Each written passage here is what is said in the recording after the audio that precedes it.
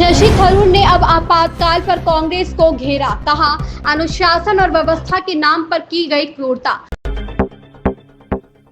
कांग्रेस सांसद शशि थरूर ने एक बार फिर अपनी ही पार्टी के खिलाफ खड़े हुए हैं। इस बार उन्होंने कांग्रेस को आपातकाल को लेकर घेरा है। उन्होंने कहा कि आपातकाल में अनुशासन और व्यवस्था के नाम पर क्रूरता की गई। आपातकाल को भारत के इतिहास का महज काला अध्याय नहीं मानना चाहिए, बल्कि इसके सबक को पूरी तरह से समझना जरूरी है। उन्होंने आपातकाल में इंदिरा गांधी और संजय गांधी के कामों को लेकर सवाल उठाए। एक मलयालम अखबार में प्रकाशित लेख में कांग्रेस सांसद शशि थरूर ने 25 जून 1975 और 21 मार्च 1977 के बीच प्रधानमंत्री इंदिरा गांधी द्वारा घोषित आपातकाल के काले युग को याद किया। उन्होंने कहा कि अनुशासन और व्यवस्था के लिए किए गए प्रयास क्रूरता में बदल दिए गए, जिन्हें उचित नहीं ठहराया जा सकता। कांग्रेस कार्य समिति के सदस्य शशि थरूर ने कहा कि इंदिरा गांधी के पुत्र संजय गांधी ने जबरन नसबंदी अभियान चलाया। यह आपातकाल का गलत उदाहरण बना। ग्रामीण इलाकों में मनमाने लक्ष्य को पूरा करने के लिए हिंसा और जबरदस्ती की गई।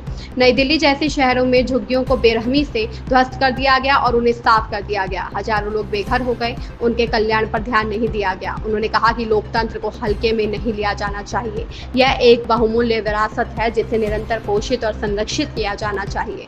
इसे दुनिया भर के लोगों के लिए एक स्थायी अनुस्मारक के रूप में काम करने दें। आज का भारत 1975 का भारत नहीं है।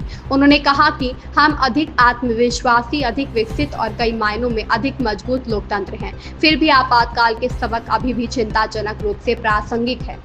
थरूर ने कहा कि सत्ता को केंद्रीकृत करने, असहमति को दबाने और संवैधानिक सुरक्षा उपायों को दरकिनार करने का प्रलोभन विभिन्न रूप से फिर से प्रकट हो सकता है। अक्सर ऐसी प्रवृत्तियों को राष्ट्रीय हित या स्थिरता के नाम पर उचित ठहराया जा सकता है। इस लिहाज से आपातकाल एक कड़ी चेतावनी है। लोकतंत्र के रक्षकों को हमेशा सतर्क रहने की जरूरत है।